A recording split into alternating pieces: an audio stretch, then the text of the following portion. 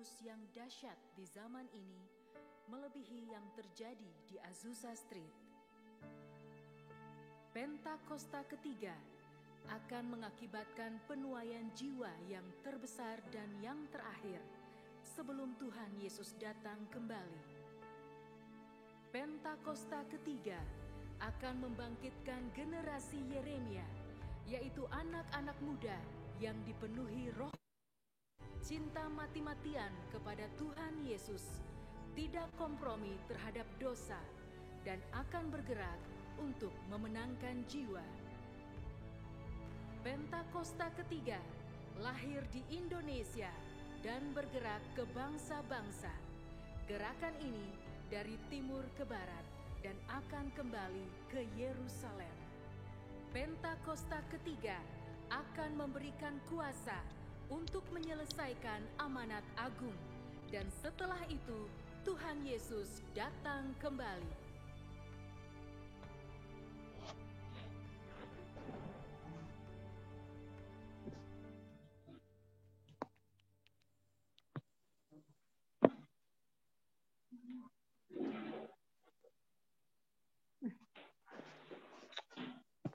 Ada nama lain nih yang masuk gimana?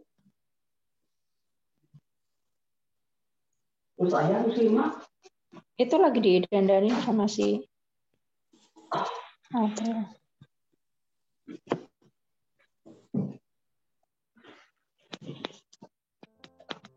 Ya, puji nama Tuhan, shalom, selamat sore Bapak Ibu Saudara kasih Tuhan, shalom. Saya mau rindu melihat suaranya lebih tadi sore hari ini. Kita berikan tepuk tangan yang terbaik buat Tuhan Yesus Tuhan. Sambil bangkit berdiri kita berikan tepuk tangan yang terbaik hanya buat Tuhan Yesus kita yang dahsyat. Sorakan haleluya. Sorakan haleluya. Tepuk tangan sekali lagi buat Tuhan kita, come on.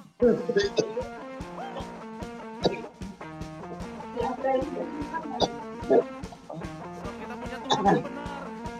Punya Tuhan yang ajaib. Saya bawa mau kan hidup bisa itu. Kalau ada yang mau buang aja.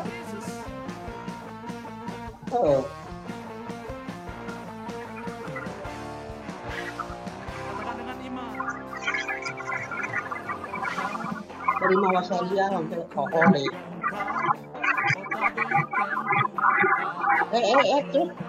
Saya ulah katun.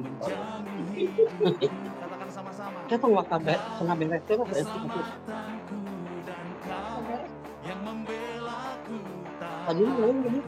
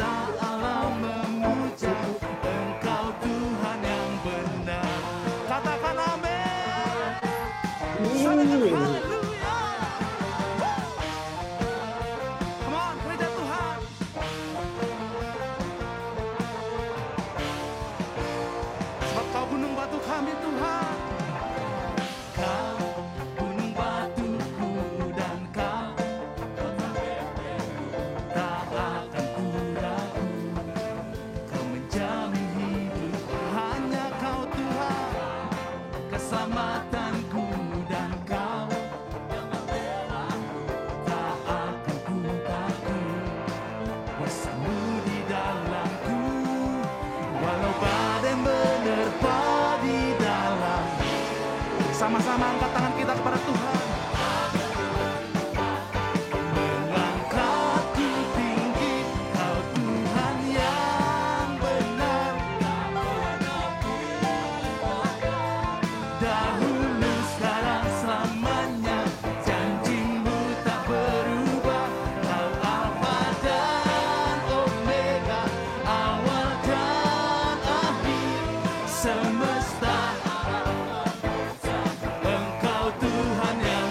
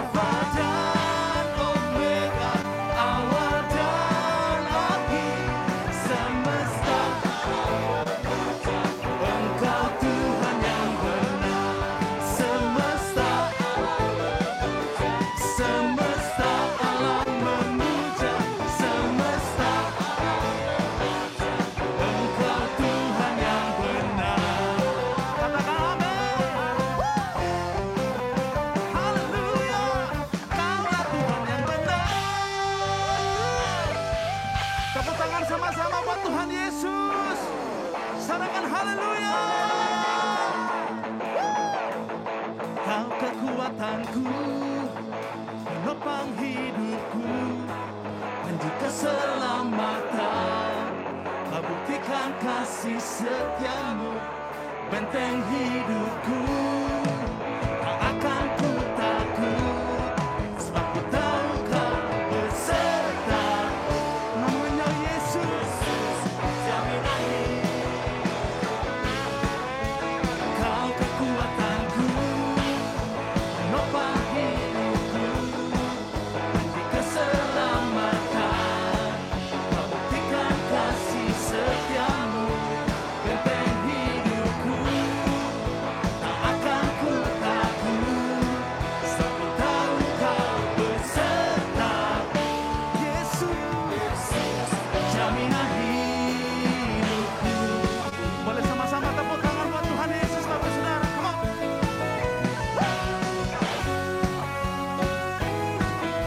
Ku mau berjalan bersamamu Tuhan. Katakan dengan iman. Berjalan bersamamu,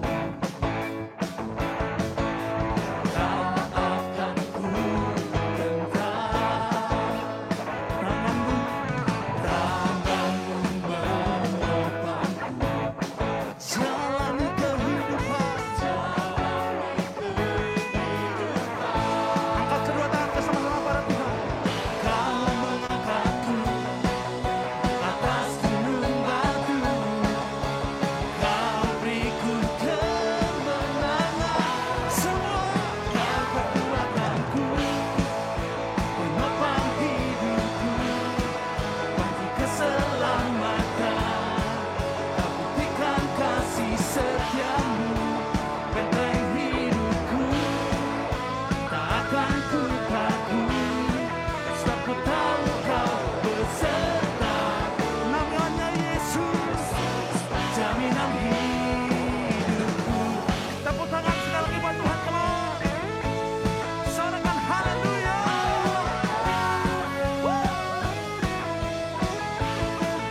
Berjalan bersamamu Tuhan.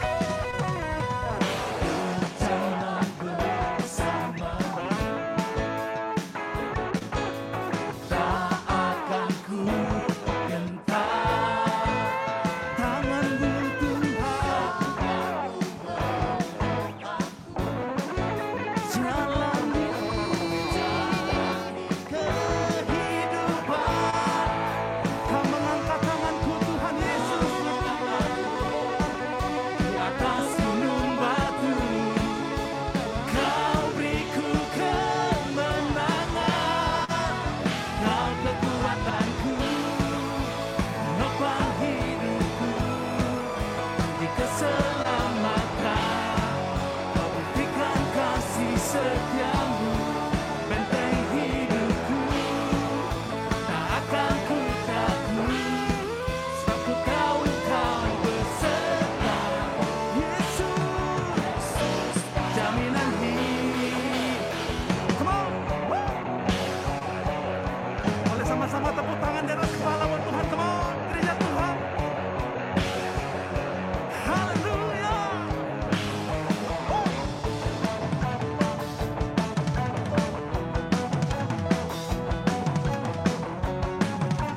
Mari katakan dengan iman. Kau kekuatanku, penopang hidupku, bagi keselamatan. Kau buktikan kasih setiamu, benteng hidupku. Tak akan ku takut, sebab ku tahu kau besertaku. Yesus, jaminan hidupku. Katakan haleluya.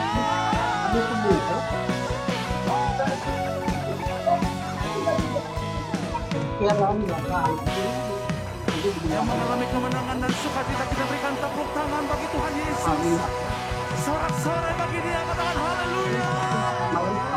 Haleluya. Sorakan. Haleluya, haleluya. Silakan kembali duduk pada saudara Tuhan. Laki. Masih dibantuan sih, Mak? Lagi dibantuan sama Nur sama Makasih Tuhan Yesus. Kau Bapa yang baik, Kau Bapa yang setia ya Tuhan. Kau hadir di tempat ini Tuhan Yesus, memulihkan, melepaskan, bahkan memberikan kemenangan bagi kami Tuhan.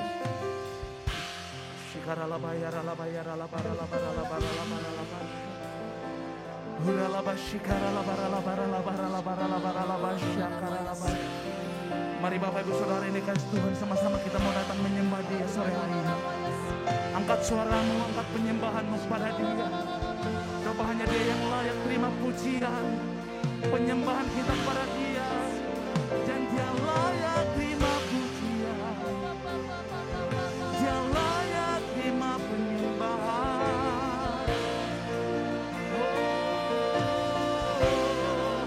Kau hadir di sini, Kau hadir di sini, memulihkan, menyembuhkan.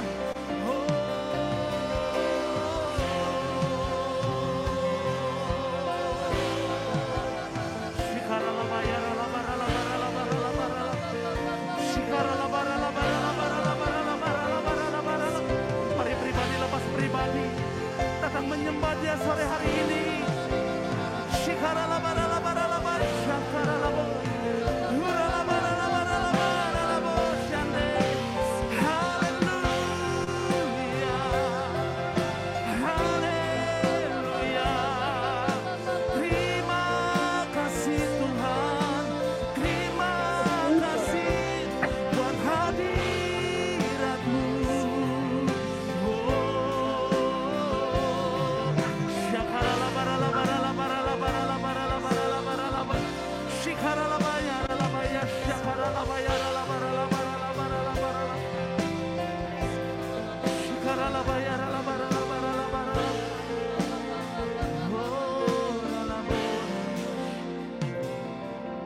Kaulah segalanya bagi kami Tuhan Yesus.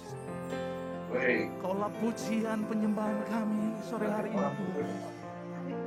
Terima kasih Bapak, terima kasih Yesus. Kau pencipta hidupku, pelihara jiwaku. Kau layak terima segala pujian, ku naikkan syukurku. Kau pemilik hidupku,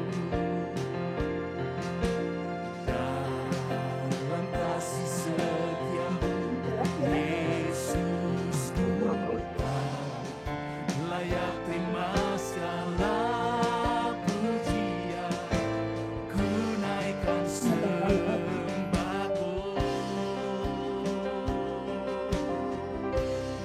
sama-sama. Segala pujian dan syukur bagimu, yes Lord. Allah yang mulia, kuduslah namamu. Kaulah yang awal, yang akhir dari segalanya. Yesus, Kaulah pujian bagiku. Kita berikan tepuk tangan buat Tuhan Yesus. Haleluya, haleluya. Mari katakan sama-sama. Kau mencipta hidupku, pemelihara jiwaku.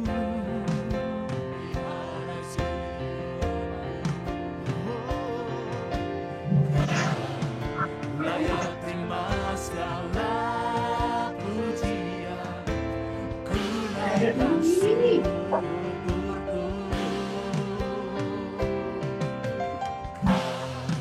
Kau pemilik hidupku, dalam kasih setiamu, Yesusku.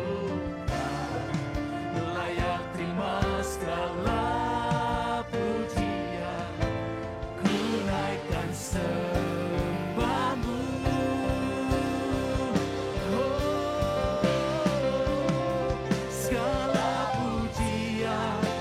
syukur bagimu.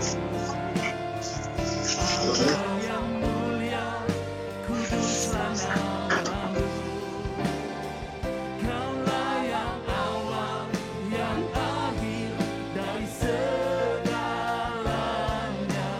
Yesus, kaulah pujian bagimu. Kaulah pujian dan syukur bagimu. Allah yang mulia, kuduslah namamu. Kaulah yang awal, yang akhir dari segalanya. Yesus, kaulah pujian bagimu. Mari jemaat Tuhan sendiri katakan pujianmu. Kau pencipta hidup. Angkat suaramu katakan.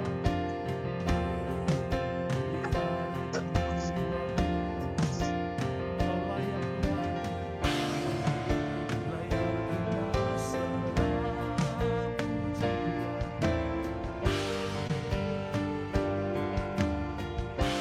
Kau pemilik hidupku, dalam kasih-Mu Tuhan. Yesusku, layak terima segala pujian. Ku naikkan sembahku. Mari bersama-sama katakan segala pujian dan syukur bagimu. Allah yang mulia, kuduslah namamu. Kaulah yang awal, yang akhir dari segala. Mari panggil nama Yesus. Segala pujian dan syukur bagimu. Allah yang mulia, kuduslah namamu. Kaulah yang awal, yang akhir dari segalanya. Yesus, kaulah pujian bagimu. Mari bersama-sama kita menyembah Dia di dalam roh batu saudara. Syakaralabayaralabayaralabaya, syakaralabaralabaralabaya. Segala puji, segala hormat Tuhan hanya bagi Yesus Tuhan. Shikaralabaralabaralabaralabaralabaralabara. Mari dengan segenap hati, dengan segenap jiwa. Shikaralabaralabaralabaralabaralabaralabasya. Segala puji bagimu, segala hormat bagi Yesusku. Haleluya.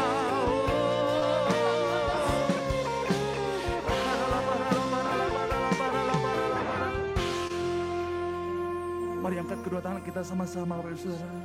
Katakan dengan iman. Segala pujian dan syukur bagimu. Allah yang mulia, kuduslah namamu. Kaulah yang awal, yang akhir dari segalanya. Yesus, kaulah pujian bagi. Mari jemaat Tuhan sendiri katakan segala puji, segala pujian. Angkat suaramu, katakan dengan iman. Kuduslah namamu. Kaulah yang awal dari segalanya. Yesus, kaulah pujian bagiku. Katakan sama-sama. Segala pujian dan syukur bagimu. Allah yang mulia, kuduslah namamu. Kaulah yang akhir dari segalanya. Yesus, Kaulah pujian lebih lagi katakan segala puji.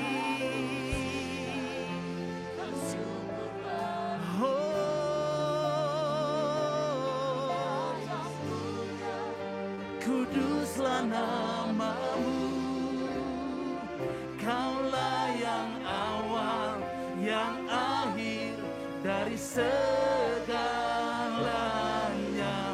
Yesus, Kaulah pujian bagiku.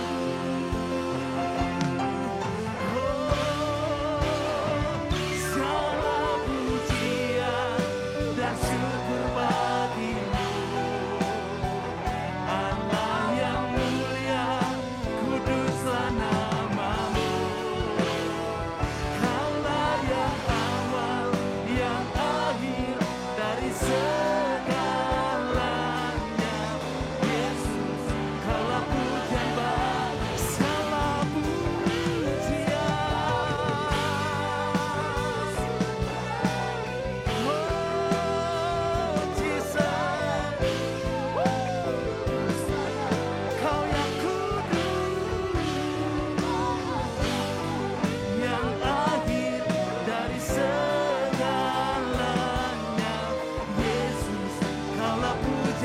Sekali lagi katakan segala puji Tuhan dan syukur bagimu. Allah yang mulia, kuduslah namamu. Kaulah yang awal, yang akhir dari segalanya. Yesus, Kaulah pujian bagiku. Kaulah yang awal, yang akhir dari segalanya. Yesus, sekali lagi katakan, Kaulah yang awal, yang akhir dari segalanya. Yesus, Kaulah pujian bagiku.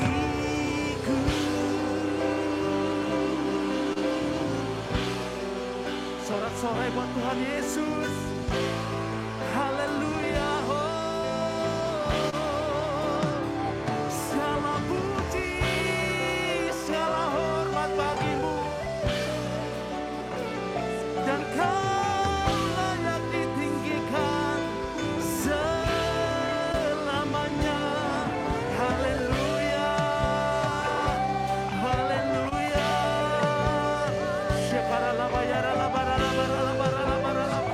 Biar hadirat-Mu yang menjamah kami Tuhan, hadirat-Mu yang melawat kami Yesus. Haleluya.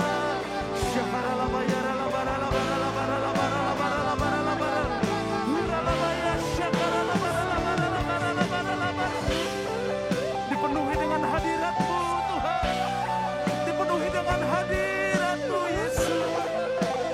Haleluya.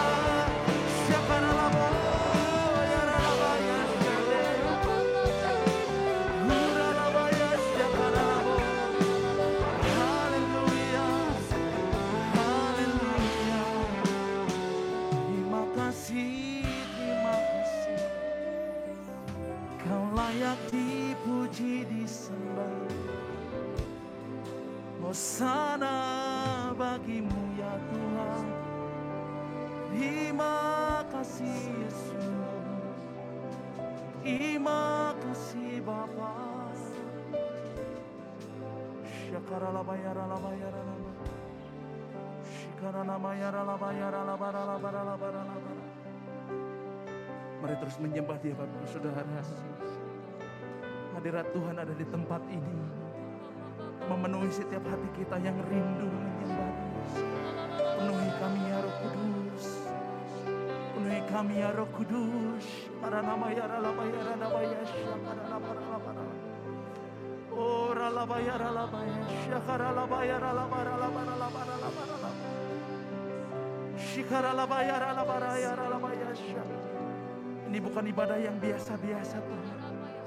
Kami percaya kehadiran-Mu Tuhan Yesus. Kehadiran-Mu yang kami perlu ya Tuhan sore hari ini ya Tuhan. Oh, tanggalkan segala kesombongan dalam hidup kami Tuhan. Kami mau datang merendahkan setiap hati kami ya Roh Kudus.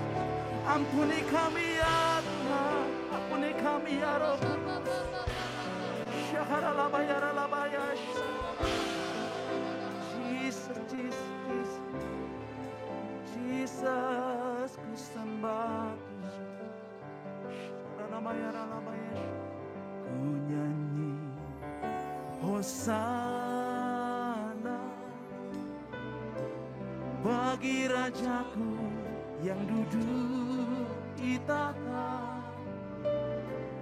Aku muliakan dan ku agungkan, Kau layak disembah. Ku nyanyi Hosana, ku nyanyi Hosana. Come on. Bagi Rajaku yang duduk di tahta. Aku muliakan dan ku agungkan, Kau layak disembah. Ku nyanyi Hosana, Hosana. Mari sambil bangkit berdiri Bapak Saudara. Angkat kedua tangan kita kepada Tuhan Yesus. Dan ku agungkan, Kau layak oh, ku nyanyi Hosana, ku nyanyi Hosana bagi Rajaku yang duduk di tahta. Aku muliakan dan ku agungkan, Kau layak disembah. Ku nyanyi Hosana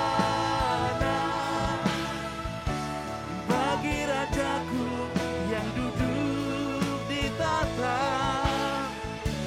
Aku muliakan dan ku agungkan, Kau layak ku nyanyi Hosana.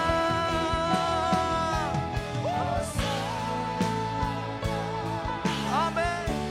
Bagi Rajaku yang duduk di tahta.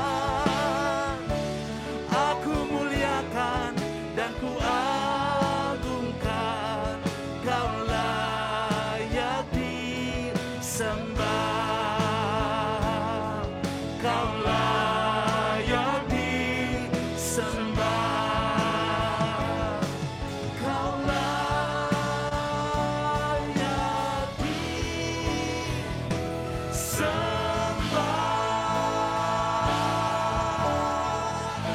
Haleluya. Haleluya. Terima kasih. Haleluya. Terima kasih hari ini kami boleh beribadah di rumah-Mu Tuhan. Memuji, menyembah Tuhan. Biarlah pujian umat-Mu, penyembahan umat-Mu berkenan di hadapan Tuhan menjadi persembahan yang harum di hadapan-Mu. Engkau memberkati umat-Mu berlimpah-limpah. Engkau memberkati juga hamba-hamba-Mu yang sedang melayani berlimpah-limpah. Sekarang biarlah kami boleh dengar kebenaran firman Tuhan. Urapi kami semua sehingga kami boleh bisa mengerti kebenaran firman Tuhan.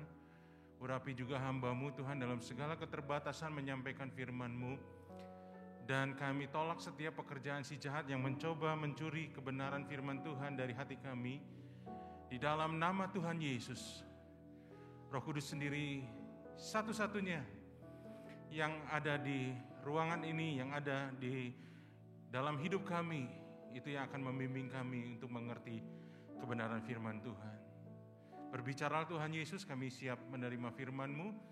Di dalam nama Tuhan Yesus, haleluya, amin. Silakan duduk Bapak Ibu Saudara yang berkati Tuhan. Shalom, selamat sore. Saya percaya Bapak Ibu Saudara semua dalam keadaan yang baik pada sore hari ini. Bapak Ibu Saudara, ada banyak sekali pertanyaan dari beberapa jemaat. Pak, apakah pandemi adalah sebuah tanda kedatangan Tuhan yang kedua kali? Apakah perang Rusia dan Ukraina itu adalah tanda bahwa Tuhan akan datang untuk yang kedua kali?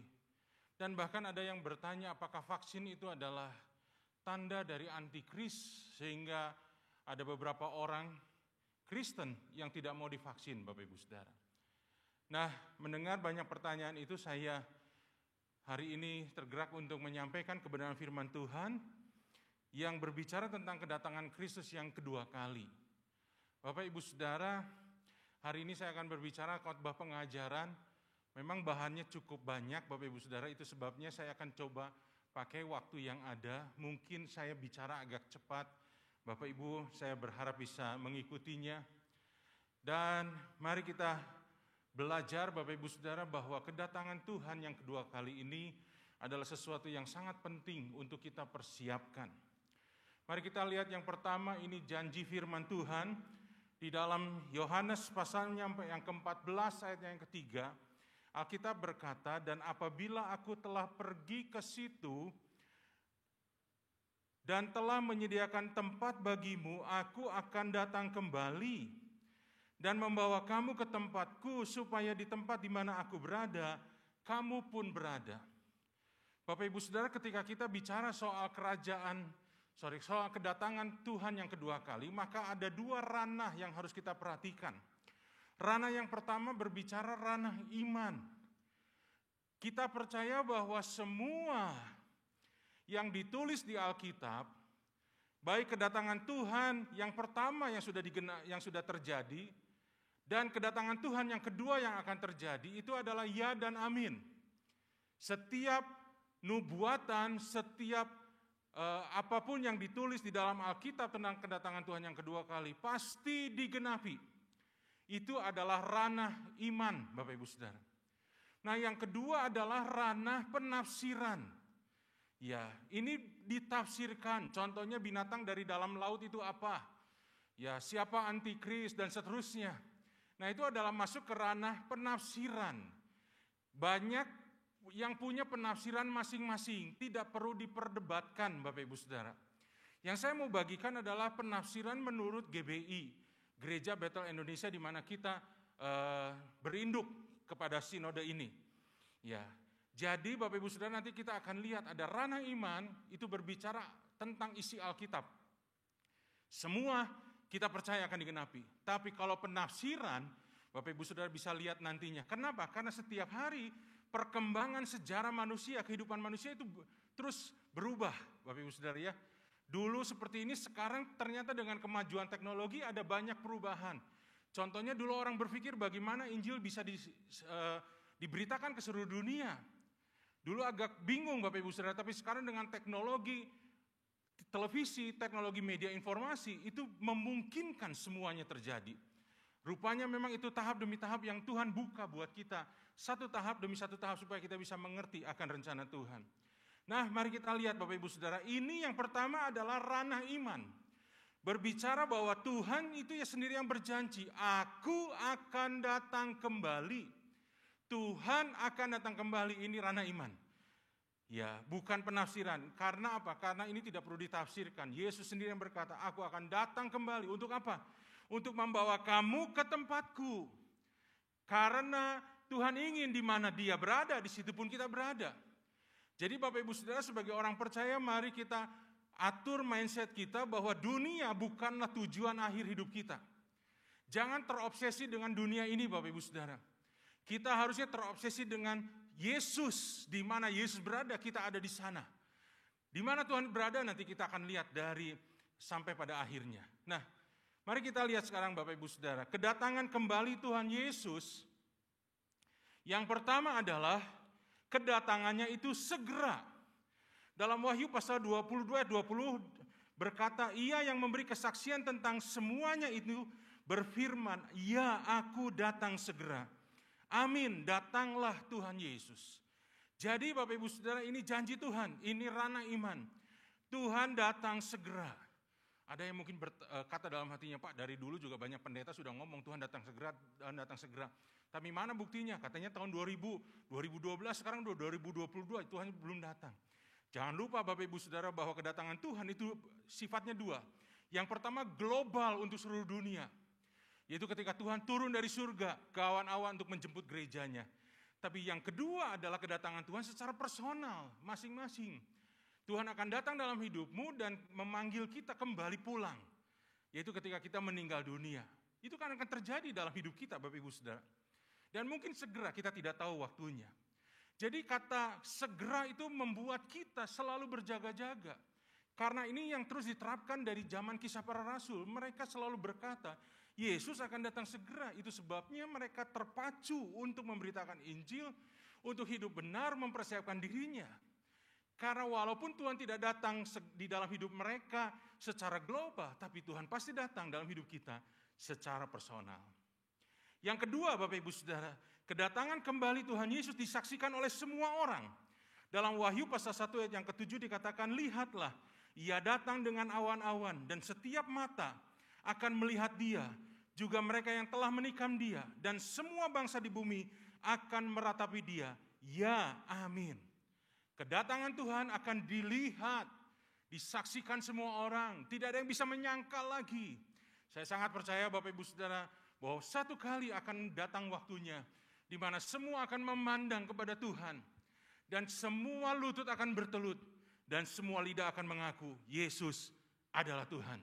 Yang percaya sama-sama katakan amin. Bapak Ibu Saudara, ini yang terjadi ketika Tuhan datang kedua kali, semua akan menyaksikan. Dan tidak ada satupun yang bisa menyangkal. Hari ini banyak orang memfitnah, menjelekkan, banyak yang menista, banyak juga yang menolak Kristus. Tapi satu kali, tidak ada seorang pun yang bisa sanggup menolak dia. Bahwa dia adalah Tuhan, segala Tuhan. Allah pencipta langit dan bumi. Semua lutut akan bertelut, semua lidah akan mengaku. Nah, kapan itu Bapak Ibu Saudara? Tidak pernah diberitahu dalam Alkitab. Bahkan Tuhan Yesus pun ketika masih hidup 2000 tahun yang lalu berkata, anak tidak tahu kapan akan kembali. Hanya Bapa yang tahu. Walaupun sekarang Tuhan sudah kembali ke surga dan dia kembali 100% Allah, 100% manusia. Bapak Ibu Saudara, sekarang dia sudah tahu. Tapi buat kita, Tuhan tidak memberitahukan. Kenapa? Supaya kita berjaga-jaga. Kita tidak perlu terlalu mempersoalkan kapan Tuhan datang. Yang harus kita persoalkan adalah apakah ketika Tuhan datang kita dalam keadaan yang siap. Nah, kita bisa melihat tanda-tanda kedatangan Tuhan. Kapan Tuhan akan datang? Masih jauh atau masih panjang? Kita bisa lihat dari tanda-tanda kedatangannya. Yang pertama adalah akan muncul penyesatan, Bapak Ibu Saudara. Akan ada orang-orang yang muncul sebagai Mesias-Mesias palsu. Yang merasa dirinya adalah Mesias. Banyak contoh, Bapak Ibu Saudara, saya tidak ambil contoh yang lama karena semua sudah berlalu, sudah banyak yang meninggal Mesias-Mesias palsu yang lama. Nah, yang sekarang ini ada dalam kehidupan kita, Bapak Ibu Saudara, ada satu yang namanya Gereja Tuhan yang Maha Kuasa. Kalau Bapak Ibu Saudara lihat ada di website, di internet, ya itu ada di YouTube, ada di media sosial, mereka punya jaringan begitu kuat. Gereja Tuhan yang Maha Kuasa. Ya, dalam bahasa Mandarinnya adalah Kuaneng Sen. Ini didirikan oleh seorang wanita yang dia yakin bahwa dirinya adalah reinkarnasi Yesus. Jadi pengajarannya Tuhan waktu perjanjian lama adalah Yahweh, Tuhan perjanjian baru adalah Yesus, dan Tuhan di akhir zaman adalah Tuhan yang Maha Kuasa, yaitu dirinya. Untuk menyelesaikan pekerjaan Yesus yang belum lengkap. Katanya belum sempurna Bapak Ibu Saudara, padahal kita tahu Tuhan Yesus sendiri sudah berkata, tetelestai, semua sudah selesai. Pengampunan dan penebusan dosa sudah selesai, tapi dia berkata belum selesai, saya yang melengkapi.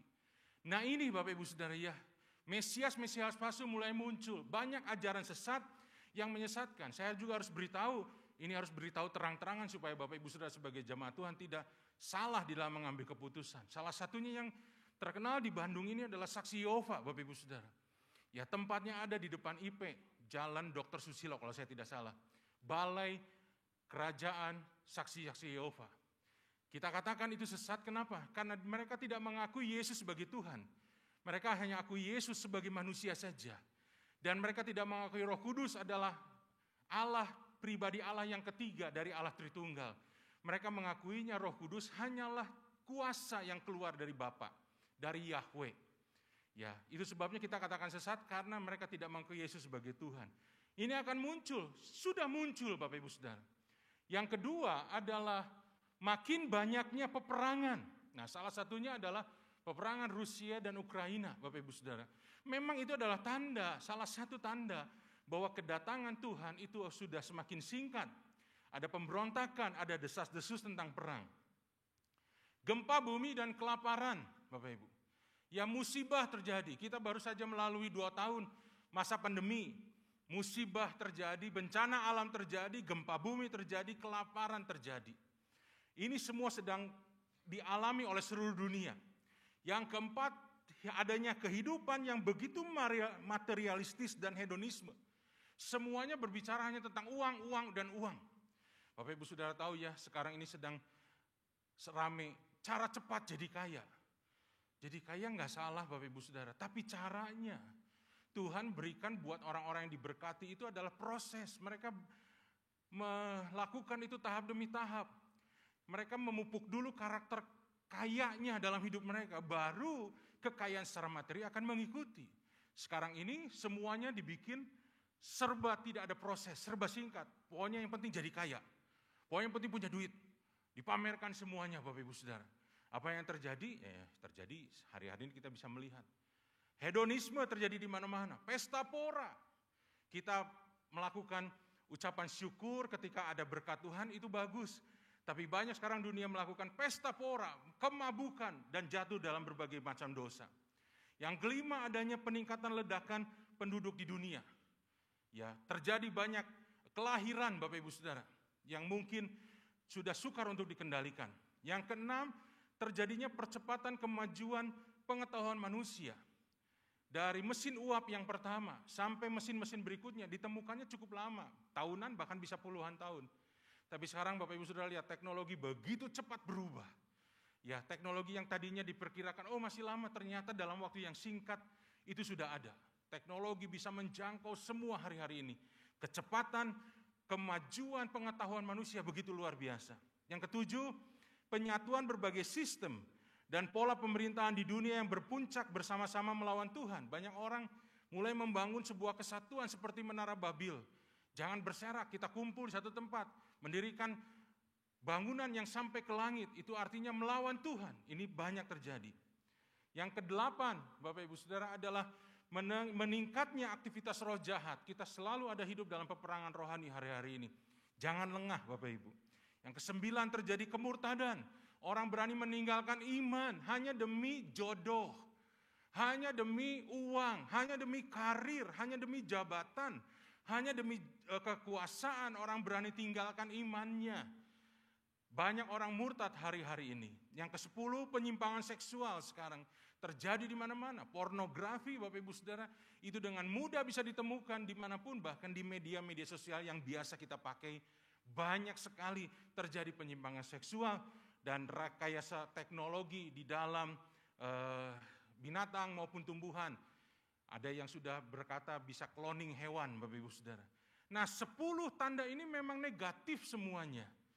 Ya, kelihatannya negatif Bapak Ibu Saudara, tapi saya bersyukur bahwa tanda yang ke-11 sebagai penutup dari semua tanda itu adalah tanda yang positif, di mana berita Injil keselamatan Yesus telah disampaikan di seluruh dunia. Injil kerajaan ini akan diberitakan di seluruh dunia menjadi kesaksian bagi semua bangsa. Sesudah itu barulah tiba kesudahannya. Bapak Ibu Saudara lihat dari nomor 1 sampai nomor 10 yang negatif itu semua sudah digenapi. Tinggal yang satu ini.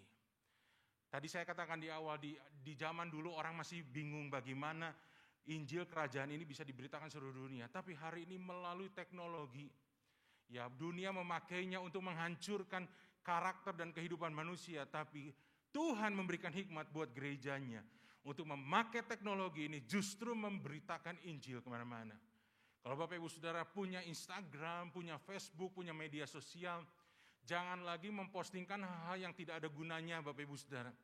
tapi postingkan hal-hal tentang kerajaan Allah, tentang keselamatan dalam Tuhan Yesus, nilai-nilai Alkitab, nilai-nilai kerajaan surga, supaya banyak orang yang follow media sosial Bapak Ibu Saudara bisa membacanya. Dan saya percaya Roh Kudus akan bekerja menyentuh hatinya, dan banyak jiwa boleh bertobat. Tuhan bisa memakai semuanya itu. Gereja Tuhan harusnya sekarang mulai hidup bijaksana di dalam media sosial ini. Dan kita akan melihat Bapak Ibu Saudara bahwa tidak lama lagi Injil Kerajaan akan diberitakan di seluruh dunia. Saya percaya kedatangan Tuhan itu sudah semakin singkat. Nah, di dalam Alkitab Bapak Ibu Saudara, untuk menjawab pertanyaan tentang perang Rusia dan Ukraina, ada 3 peperangan besar yang sudah dinubuatkan di dalam Alkitab. Yang pertama adalah perang Gog-Magog yang pertama. Tuhan menyebutnya perang Gog-Magog. Ini Gog-Magog yang pertama. Yaitu ketika Israel dengan melawan Gog. Gog itu adalah raja agung dari daerah Magog. Ya, dan semua bangsa lain menyerang Israel. Nah, peperangan besar yang kedua yang sudah dinubuatkan dalam Alkitab adalah Harmagedon. Harmagedon adalah ketika Israel diserang oleh bangsa-bangsa yang dipimpin oleh antikris, nabi palsu, dan iblis. Nanti coba saya akan jelaskan secara singkat Bapak Ibu Saudara ya. Dan yang ketiga adalah perang Gog-Magog versi yang kedua. Ya, perang Gog-Magog namanya sama Gog-Magog tapi yang kedua. Yaitu ketika iblis dihancurkan setelah kerajaan 1000 tahun. Mari kita lihat yang pertama Bapak Ibu Saudara, Gog-Magog yang pertama. Ini tercatat di dalam kitab Yeskiel pasal 39 ayat 1 sampai dengan ayat yang kedua. Alkitab berkata seperti ini, dan engkau anak manusia bernubuatlah melawan Gog. Dan katakanlah beginilah firman Tuhan Allah, lihat aku akan menjadi lawanmu hai Gog raja agung. Siapa Gog itu? Seorang raja dari negeri Magog, dari negeri Meseh, dan dari negeri Tubal, Bapak Ibu Saudara ya. Bahwa Gog ini, Raja Agung ini akan mengerahkan kekuatannya untuk melawan Israel. Dan aku akan menarik dan menuntun engkau dan aku akan mendatangkan engkau dari utara sekali. Dari mana Gog ini berasal? Dari utaranya Israel. Dan membawa engkau ke gunung-gunung Israel. Saya cari di dalam peta, Bapak Ibu. Nah, Bapak Ibu bisa melihat ada lingkaran yang di bawah. Ya, di bawah di sebelah kiri itu adalah saya lingkari daerah Israel, Bapak Ibu. Itu nomor 1 Israel. Kalau kita tarik garis lurus ke atas ke utara, maka kita akan bertemu dengan Turki di sana. Lalu kita tarik lagi ke atas, Bapak Ibu Saudara, kita akan ketemu Ukraina. Wah, Pak, Ukraina nih, perang yang sekarang nih. Lalu tarik lagi ke atas, kita akan ketemu Moskow, Bapak Ibu. Dan kita tahu Moskow adalah ibu kota dari negara Rusia hari ini. Nah, memang Bapak Ibu Saudara, penafsiran, nah ini sekarang penafsiran ya. Imannya adalah ada perang Gog-Magog. Penafsirannya, kerajaan utara itu adalah Rusia. Karena Gog, kata Gog, nama dari Raja Agung itu, suku kata akar katanya itu adalah Ros. Dan Ros ini juga adalah suku akar kata dari Rus yang berkembang menjadi Rusia, Bapak Ibu Saudara. Di situ ditafsirkan memang Rusia. Tapi perang Gog-Magog ini adalah negara-negara yang di utara dan beberapa negara lain menyerang Israel. Sasarannya adalah Israel, Bapak Ibu. Sekarang ini sasarannya Ukraina. Kita harus mengerti bahwa jam Tuhan, jamnya Tuhan, kalendernya Tuhan itu Israel, bukan negara lain. Bukan Ukraina, bukan Rusia. Israel lah kalendernya Tuhan. Jadi kalau kita melihat kegerakan Tuhan, kita lihat Israel, Bapak Ibu Saudara. Dari dulu bangsa pilihan ini yang Tuhan tentukan untuk menjadi kalender dunia. Nah, perang yang besar yang pertama Gog-Magog itu melibatkan Israel. Semua tujuannya adalah Israel. Kembali kita lihat kapan terjadinya perang Gog-Magog yang pertama ini. Yeskiel pasal 38 ayat 14 sampai yang ke-15. Alkitab berkata, sebab itu bernubuatlah hai anak manusia dan katakanlah kepada Gog, beginilah firman Tuhan Allah ketika umatku Israel sedang diam dengan aman tentram. diam dengan aman tentram. Pada waktu itulah engkau akan bergerak dan datang dari tempatmu dari utara sekali. Engkau dengan banyak bangsa menyertai engkau. Mereka semuanya mengendarai kuda, suatu kumpulan yang besar dan suatu pasukan yang kuat. Kapan perang Gog-Magog itu akan terjadi seperti yang dinubuatkan oleh Tuhan? Yaitu ketika Israel sedang diam dengan aman dan tentram. Nah, kita masuk ke dalam ranah penafsiran. Kapan Israel merasa aman dan tentram? Yaitu ketika masa pemerintahan Raja Salomo. Karena pada zaman Salomo, Israel menjadi negara yang adidaya. Kuat di dalam keuangannya, kuat di dalam kekuasaannya, selalu menang perang. Dan mereka punya Raja Salomo yang penuh dengan hikmat, Bapak Ibu. Dan pada waktu itu mereka tinggal dengan aman dan tentram. Nah, pemerintahan Raja Salomo ditandai dengan dua ciri utama, yaitu yang pertama, Yerusalem telah menjadi ibu kota negara. Yang kedua, Bait Suci berdiri sebagai pusat ibadah. Hari ini Yerusalem belum jadi ibu kota negaranya Israel, masih Tel Aviv, Bapak Ibu. Berarti perang hari ini bukan Gog-Magog. Ini adalah perang-perang kecil yang memang menyertai tanda-tanda kedatangan Tuhan. Dan Bait Suci juga belum berdiri. Tujuan dari perang ini, Tuhan ingin dalam ayat 22, kaum Israel mengetahui bahwa akulah Tuhan, Allah mereka mulai hari itu dan seterusnya. Tujuan dari perang Gog-Magog ini untuk menyadarkan Israel. Israel itu satu bangsa yang tegar tengkuk, Bapak Ibu Saudara. Ya, kekeh petekeh gitu loh. Bahkan mereka berani menolak Mesias. Bahkan mereka sendiri yang punya ide untuk menyalibkan Mesias itu. Tuhan sudah keras dengan mereka, Bapak Ibu Saudara, mereka tetap tegar tengkuk. Satu kali Tuhan akan hajar bangsa ini, karena bangsa ini dikasihi oleh Tuhan. Jadi Bapak Ibu Saudara, kalau kita mengeraskan hati, ya kita juga akan mengalami yang sama, dihajar sama Tuhan. Supaya apa? Supaya Israel mengetahui Allah, akulah Tuhan Allah mereka. Supaya mereka mulai sadar, Yesus itu Tuhan, Mesias yang mereka tunggu. Nah, untuk kita bisa mengerti lebih lagi Bapak Ibu, maka saya coba tampilkan dalam peta zaman. Ya, peta zaman. Boleh, nah oke. Bapak Ibu Saudara melihat bahwa kita hidup di dalam kekekalan, kemudian ada bangsa Israel, zaman Israel itu adalah zaman perjanjian lama, diakhiri oleh salib Tuhan Yesus. Jadi Tuhan Yesus itulah yang mengakhiri dan memulai perjanjian baru, yaitu perjanjian dengan gereja Tuhan. Sekarang bangsa pilihan itu adalah gereja Tuhan. Tuhan memilih umatnya dari seluruh bangsa yang ada di dunia menjadi umat pilihannya. Nah, lalu nanti Bapak Ibu Saudara kita akan melihat, ini saya ambil yang GBI ya, yang GBI ambil yaitu pengangkatannya di awal pre-tribulation. Akan ada masa di mana satu kali Tuhan akan turun dari surga ke awan-awan. Itulah yang disebut dengan the second coming of Jesus. Kedatangan yang kedua dari Tuhan Yesus. Tapi kedatangan yang kedua ini dibagi dalam dua tahap. Tahap yang pertama adalah Tuhan turun dari surga ke awan-awan. Dan apa yang terjadi di dunia? Yang terjadi di dunia adalah orang yang mati dalam Tuhan, yang hari ini Alkitab berkata mereka yang ada di Firdaus. Ya, saudara-saudara kita semua yang kenal Tuhan, gembala kita yang sudah mendahului kita yang ada di Firdaus, pada waktu kedatangan Tuhan yang kedua kali mereka akan dibangkitkan terlebih dahulu, roh dan jiwa mereka.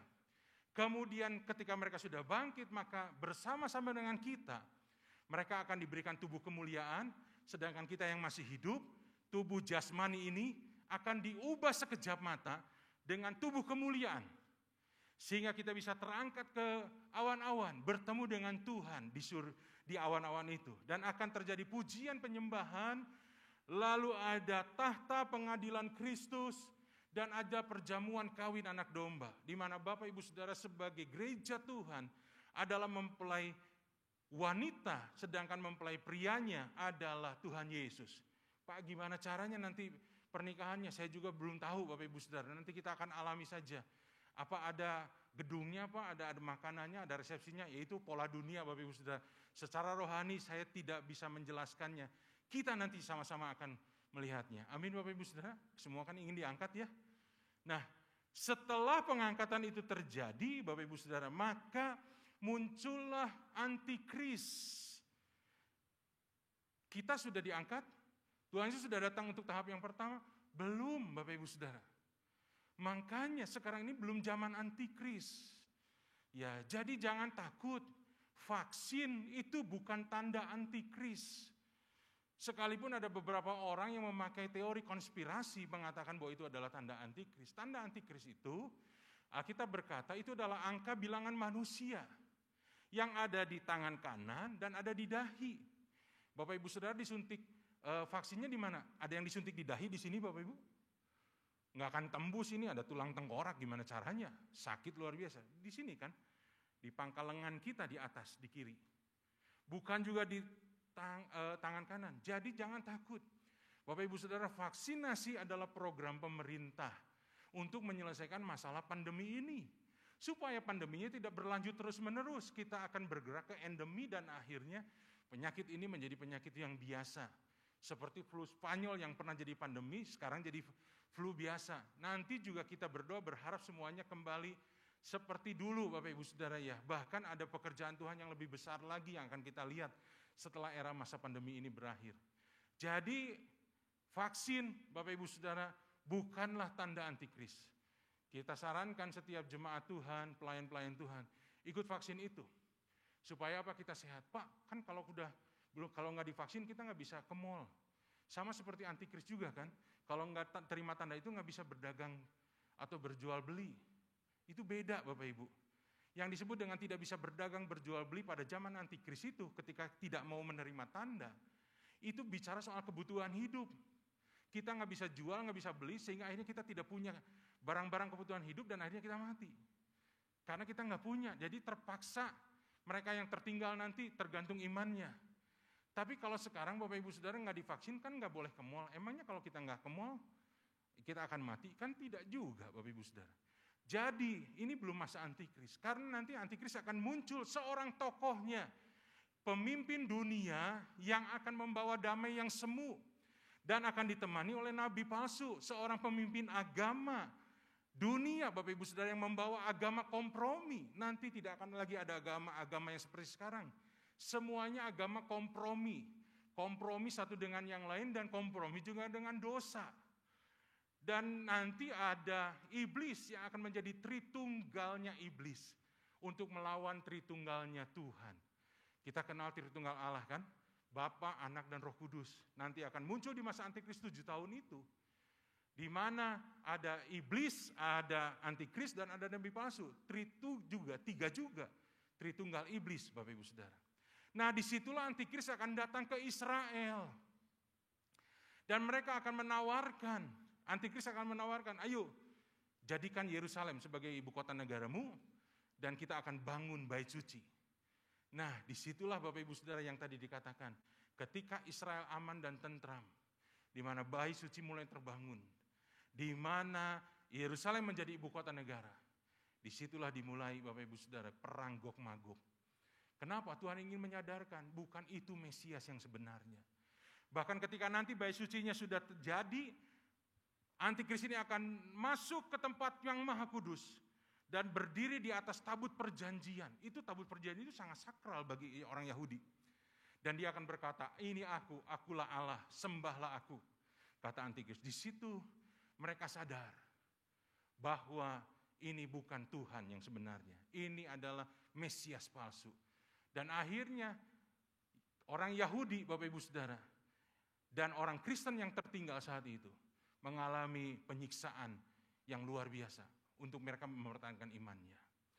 Nah setelah itu Tuhan akan datang dalam tahap yang kedua, dari angkasa, dari awan-awan akan turun ke bumi, menjejakkan kakinya di Bukit Zaitun. Apa yang terjadi Bapak Ibu Saudara? Yang terjadi adalah akan ada perang yang kedua yang besar yang tadi disebutkan, yaitu perang Harmagedon. Di mana Tuhan Yesus akan memerangi iblis, memerangi antikris, nabi palsu. Iblis akan dibuang ke jurang maut, ditahan di sana 1000 tahun, dan antikris beserta dengan nabi palsu akan masuk ke neraka, Gehenna, Bapak Ibu Saudara. Jadi sekarang orang yang tidak dalam Tuhan itu belum masuk neraka, masih masuk tempat yang namanya Hades. Gehenna atau neraka masih kosong sekarang. Ada yang mau jadi penghuni pertama? Pasti tidak ada yang mau. Nah, penghuni pertamanya adalah antikris dan nabi palsu. Dan kemudian Tuhan akan mendirikan kerajaan 1000 tahun damai, di mana akan terjadi pemerintahan yang langsung dipimpin oleh Tuhan Yesus, 1000 tahun damai. Dan di sana ada 2 jenis penduduknya, yaitu kita yang terangkat, yang sudah mengenakan tubuh kemuliaan, yang tidak lagi bisa berbuat dosa, dan tidak lagi dikuasai oleh dosa. Kita akan memerintah bersama dengan Tuhan Yesus. Dan mereka yang tidak terangkat dan yang melewati masa-masa antikris itu, yang bisa lolos, mereka akan hidup dalam tubuh jasmani seperti kita sekarang ini, dan mereka lah yang akan berkembang biak, yang akan beranak cucu, dan terjadi sebuah pemulihan yang luar biasa, di mana kesehatan akan dipulihkan, segala sesuatu akan dipulihkan. Bahkan orang yang matinya umur 100 tahun dikatakan masih mati muda. Setelah 1000 tahun ini selesai, Bapak Ibu Saudara, sedikit waktu sebelum 1000 tahun selesai, iblis dari jurang maut itu akan dilepaskan sekali lagi, menyesatkan 1/3 penduduk dunia yang masih dalam tubuh daging, yang memberontak kembali kepada pemerintahan Tuhan Yesus. Dan terjadilah perang Gog-Magog yang kedua. Nah, inilah 3 perang besar itu, Bapak Ibu. Iblis akan dimasukkan ke Gehenna, dan kemudian terjadilah tahta putih besar, di mana semua orang yang dari zaman awal sampai zaman akhir itu akan dibangkitkan semua menghadap tahta putih besar itu. Untuk apa? Untuk menerima penghakiman. Semua kitab dibuka, termasuk kitab kehidupan. Dan nama yang tidak ada di dalam kitab kehidupan, semuanya akan masuk ke Gehenna, ke neraka. Dan ketika ini selesai, Bapak Ibu Saudara, maka langit dan bumi baru itu akan muncul. Langit dan bumi yang lama ini yang sudah rusak, Tuhan hancurkan, dan akan ada langit dan bumi baru. Betul-betul langit baru dan bumi baru, bukan yang ayat di Holis. Ya, langit baru dan bumi baru, Bapak Ibu Saudara. Dan ada ibu kotanya, yaitu Yerusalem baru. Tuhan rupanya masih pakai nama yang sama, Yerusalem baru. Sebuah kota yang berbentuk kubus, dengan panjang sisinya 12.000 stadia. 12.000 stadia itu kira-kira, Bapak Ibu Saudara, dari Medan sampai Surabaya. Jadi bayangkan sebuah tempat kubus bentuknya, di mana dari Medan sampai Surabaya itu panjang sisi-sisinya, Bapak Ibu Saudara. Sebuah kota yang agung, yang mulia, dan di sanalah kita akan tinggal, di langit baru, bumi baru, dengan ibu kota yang baru, yaitu Yerusalem baru, bersama dengan Tuhan Yesus kekal selama-lamanya. Nah, bagian yang terakhir, saya minta waktu sebentar, walaupun mungkin waktunya sudah lebih, Bapak Ibu Saudara, minta waktu beberapa menit. Apa sikap kita sekarang setelah mengetahui? Bapak Ibu Saudara, biarlah ini boleh menjadi pengetahuan buat kita. Tapi yang jauh lebih penting adalah sikap kita, Bapak Ibu. Di dalam 1 Petrus pasal 4 yang ke-7, dikatakan kesudahan segala sesuatu sudah dekat. Nah, kisah ini, Bapak Ibu Saudara, yang tadi Bapak Ibu Saudara lihat dalam peta zaman, itu sudah dekat. Kesudahannya sudah dekat. Karena itu kuasailah dirimu dan jadilah tenang. Gereja Tuhan, kuasai diri kita. Jangan ikut dengan pola duniawi. Jangan ikut dengan hal-hal yang dunia yang akan dihancurkan, yang akan menemui kebinasaannya. Kita, Bapak Ibu Saudara, ketika kita mengalami masalah dalam hidup kita, kuasai diri kita, jadilah tenang. Supaya kita tidak salah mengambil keputusan, dan kita bisa berdoa. Ini yang harus dilakukan oleh gereja Tuhan hari-hari ini. Banyak berdoa, Bapak Ibu Saudara, kuasai diri kita. Kalau kita punya masalah di dalam keluarga, di dalam pernikahan, udah jangan terlalu panik dan langsung berkata, udah kita cerai aja, kita pisah saja. Kuasai diri, tenang dulu. Kenapa? Kesudahannya sudah dekat. Sebentar lagi juga Tuhan sudah datang. Bapak Ibu Saudara, apa gunanya hidup kita di dunia ini kelihatannya enak, tapi sebetulnya kan tujuan kita kekekalan, Bapak Ibu. Di mana kita akan menerima janji Tuhan. Kuasai diri kita. Kalau hari-hari ini kita sedang mengalami masalah dalam keuangan, kuasai diri kita. Jangan panik. Jangan cari pinjaman yang dari hal yang tidak bertanggung jawab, bukannya menyelesaikan masalah, malah akhirnya terlibat masalah-masalah baru. Banyak yang mengalami kejadian itu Bapak Ibu Saudara. Jangan panik apapun yang terjadi, perang pasti terjadi, gempa bumi pasti terjadi, penyesatan pasti terjadi, semua pasti terjadi. Tapi kuasailah diri kita. Jadilah tenang supaya kamu bisa berdoa. Kenapa? Yesaya 30 ayat 15-16 berkata, dengan bertobat dan tinggal diam, kamu akan diselamatkan. Dengan tinggal tenang, nah ini Bapak Ibu Saudara, kenapa kita harus tenang? Dengan tinggal tenang dan percaya terletak kekuatanmu untuk menghadapi segala sesuatunya. Bapak Ibu Saudara harus punya kekuatan, dan kekuatan kita ketika kita tinggal tenang, berdoa, dan percaya kepada Tuhan. Walaupun sebagian akan berkata, tetapi kamu enggan, kami mau naik kuda dan lari cepat, maka kamu akan lari dan lenyap. Karena yang mengejarmu lebih tangkas lagi. Banyak yang pengen begini, pengen begitu. Bapak Ibu Saudara, kalau kita hari-hari menemui masalah, dalam keluarga, dalam pernikahan, dalam keuangan, dalam kesehatan, tinggal tenang, banyak berdoa, cari Tuhan terlebih dahulu Bapak Ibu Saudara. Dan kita akan melihat tuntunan Tuhan demi tuntunan Tuhan, membuat kita punya kekuatan. Dan Tuhan akan membuka jalan keluar itu satu demi satu, sampai kita melihat bahwa janji Tuhan digenapi di dalam hidup kita. Mari kita berdoa di hadapan Tuhan. Tuhan Yesus, terima kasih untuk kebenaran firman Tuhan. Kami boleh belajar bahwa Tuhan akan datang untuk yang kedua kalinya menjemput kami, umat-Mu Tuhan, untuk bertemu dengan Tuhan di awan-awan. Sebagai mempelai wanita yang akan bertemu dengan mempelai Kristus. Tuhan, mau berdoa biarlah berita tentang kedatangan Tuhan yang kedua kali. Bukanlah berita yang menakutkan yang membuat kami tapi justru berita yang menggembirakan, karena kami akan bertemu dengan kekasih kami, Tuhan Yesus Kristus. Dan biarlah ini boleh menjadi obsesi dalam hidup kami. Kami boleh berjumpa secara pribadi dengan Tuhan dalam hidup kami. Bahkan kami boleh berjumpa muka dengan Tuhan. Kami boleh memandang kemuliaan-Mu, dan kami boleh masuk ke dalam kemuliaan-Mu. Kami boleh masuk dalam kekekalan. Selama kami di bumi Tuhan, sekarang ini kami mengalami banyak masalah. Tapi ketika kami melihat kekekalan, ketika kami melihat janji Tuhan, kami percaya semua yang kami harus hadapi di muka bumi ini, masalah demi masalah Tuhan, problem demi problem, itu Tuhan sedang izinkan terjadi supaya membentuk kami, supaya kami menjadi orang-orang Kristen yang dewasa, mempelai-mempelai wanita yang dewasa, yang kudus. Ketika kami hidup di dalam pergumulan, kami boleh tetap dekat kepada Tuhan.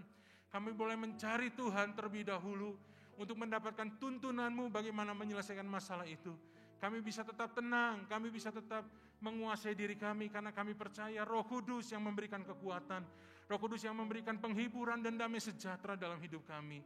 Tuhan memberkati umat-Mu Tuhan, dalam kehidupan mereka pribadi lepas pribadi, keluarga, usaha, pekerjaan, bahkan kesehatan umat-Mu Tuhan yang memberkati. Setiap yang bermasalah Tuhan, yang sedang menghadapi masalah, Tuhan akan memberikan kekuatan supaya masalah itu bisa mereka selesaikan. Bahkan masalah itu menambah kekuatan roh mereka, mendewasakan mereka Tuhan, dan mempersiapkan kami untuk menjelang kedatangan Tuhan yang kedua kali. Dan kami percaya Bapak Ibu Saudara, kita percaya bahwa melalui Pentakosta yang ketiga, kita akan melihat penuaian jiwa terbesar dan terakhir akan terjadi sebelum Tuhan datang untuk yang kedua kali. Dan itulah tanda yang terakhir yang akan digenapi sebelum Tuhan Yesus datang untuk yang kedua kali.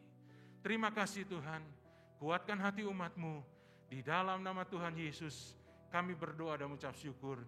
Haleluya, amin. Tuhan Yesus memberkati. Kita berikan tepuk tangan sama-sama buat Tuhan Yesus, saudara Tuhan. Haleluya. Terima Tuhan.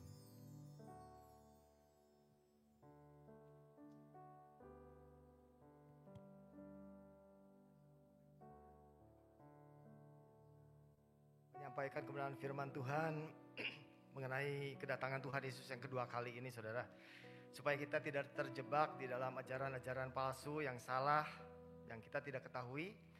Dan supaya kita bisa mempersiapkan diri seperti apa yang firman Tuhan katakan, supaya kita bisa menguasai diri dalam keadaan yang tidak mudah sekalipun di akhir zaman ini.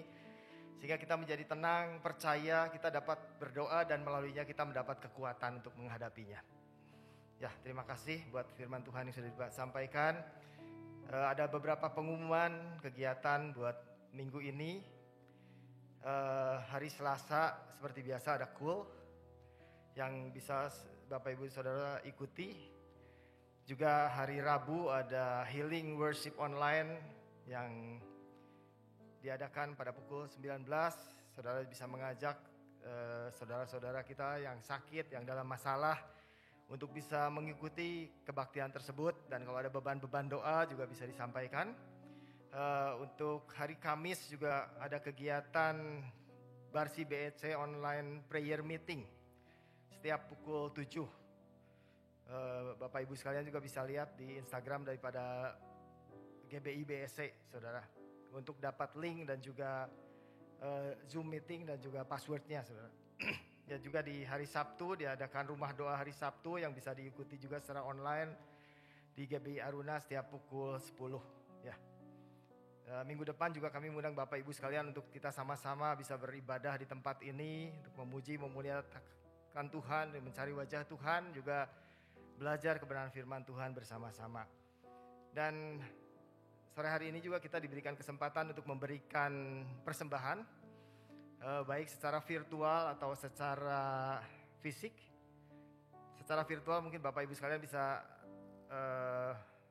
ambil QR code yang ada di belakang setiap tempat duduk atau mungkin bisa ditampilkan juga. Dan kalau ada yang memberikan secara fisik juga bisa meminta hamba-hamba Tuhan untuk Anda bisa mengangkat tangan kalau memerlukan sampul-sampul persembahan. Ya, mari kita siapkan persembahan kita. Kalau ada yang memerlukan sampul persembahan, amplop persembahan, bisa mengangkat tangan. Ya.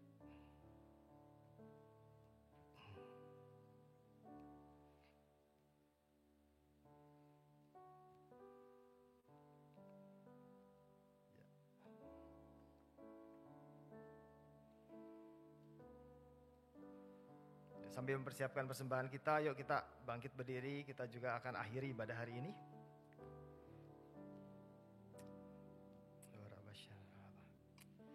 Yuk kita sama-sama berdoa. Tuhan, kami bersyukur untuk sore hari yang indah ini, Tuhan. Kami dibukakan tentang kebenaran firman-Mu, Tuhan, tentang kedatangan yang-Mu yang kedua kali, Tuhan. Supaya waktu saatnya tiba, kami kedapatan layak, kami kedapatan masuk di dalam kemuliaan-Mu, Tuhan. Kami bisa tenang tetap menghadapi dunia yang tidak mudah hari-hari ini, Tuhan. Kami tetap percaya, kami tetap berdoa, Tuhan. Dan kami yakin percaya, Tuhan, kasih setia-Mu sempurna buat setiap kami, Tuhan. Dan sore hari ini juga kami bersyukur untuk hamba-Mu, Pendeta Budi Mulyono yang telah Kau kirimkan ke tempat ini, Tuhan. Untuk menjadi berkat bagi kami semua, Tuhan. Berkati, urapi, Tuhan. Berkati seluruh keluarganya, Tuhan. Pakai pelayanannya, pakai keluarga ini juga untuk memperlebar kerajaan-Mu, Tuhan. Apa yang dikerjakan oleh keluarga ini juga Tuhan buat baik, Tuhan berhasil, Tuhan. Berdoa juga untuk gembala pembina kami, Pendeta Insinyur Niko Nyutora Harjo dengan kelima wakilnya di Jakarta. Juga sebagai gembala di Rayon 2 juga Tuhan. Tuhan berkati, Tuhan, hamba-Mu ini, Tuhan. Juga untuk OTP, wakil OTP Pak Beni Gunawan, Pak Ivan, Stefanus Jordan juga Tuhan berkati, Tuhan. Setiap hamba-hamba-Mu, Tuhan, dimanapun melayani, Tuhan, penyertaan Tuhan, berkat Tuhan, pengurapan Tuhan senantiasa ada. Keluarga-keluarga tetap diberkati dalam naungan-Mu, Tuhan. Kami berdoa juga untuk bangsa kami Indonesia, Tuhan. Beri aman, damai, sejahtera, sentosa untuk bangsa Indonesia, Tuhan. Kami berdoa, Tuhan, Indonesia aman, Indonesia sehat, Tuhan. Indonesia terbebas dari COVID-19, baik itu Omikron, Delta, Alpha, Tuhan. Indonesia sembuh, Tuhan, di dalam nama Tuhan Yesus, Tuhan. Dan kami akan memasuki era yang baru, Tuhan, era yang lebih baik, Tuhan. Berkati pemerintahan kami, Presiden Jokowi, wakilnya, para menteri, TNI, Polri, BIN, lembaga pemerintahan pusat sampai daerah. Semua diduduki oleh orang-orang yang takut akan Kau dan tepat dalam mengambil keputusan sesuai dengan rencana Tuhan. Dan memasuki juga minggu yang akan datang Tuhan, kami berdoa untuk setiap anak-anak-Mu Tuhan, jemaat-Mu Tuhan yang hadir pada sore hari ini Tuhan. Kami minta pertolongan-Mu, kami minta tuntunan-Mu dan pimpinan-Mu Tuhan di dalam menjalani hari-hari yang akan datang Tuhan. Kiranya Kau memberkati keluarga, lepas keluarga, kehidupan setiap anak-anak-Mu Tuhan. Pekerjaan, kesehatan, usaha, keuangan, studi anak-anak-Mu Tuhan. Pelayanan anak-anak-Mu, semua dalam pimpinan penyertaan-Mu Tuhan. Terima kasih Tuhan, kalau sebentar kami akan berpisah, kami tahu Tuhan rindu untuk mencurahkan berkat bagi kami semua. Mari kita angkat tangan. Terimalah berkat kasih karunia yang berlimpah dari Allah Bapa di dalam Anaknya yang tunggal Yesus Kristus, serta persekutuan yang manis dengan Roh Kudus yang akan memimpin, menuntun kehidupan saudara dan saya mulai hari ini sampai Maranatha kedatangan Tuhan Yesus yang kedua kali, bahkan sampai selama-lamanya. Yang menerima dan percaya, mari kita sama-sama katakan amin. Amin. Tuhan Yesus memberkati, tetap sehat, tetap ikuti prokes yang ada. Tuhan memberkati semua. Thank you.